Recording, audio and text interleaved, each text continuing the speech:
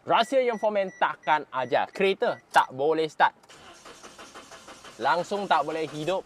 Check crank sensor. Dia duduk di bahagian bawah. Pakai satu 10. Kasih longgarkan ini skru dulu. Ambil skru keluar.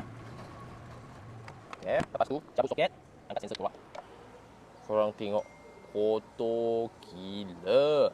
Cuci sampai bersih ya korang. Pakai kain. Lap. Sampai bersih. Pasang balik.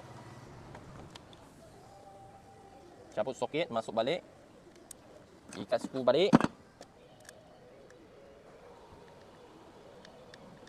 Ketat.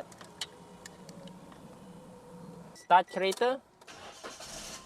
Masalah settle. Korang punya kereta ada apa masalah? Komen kat bawah.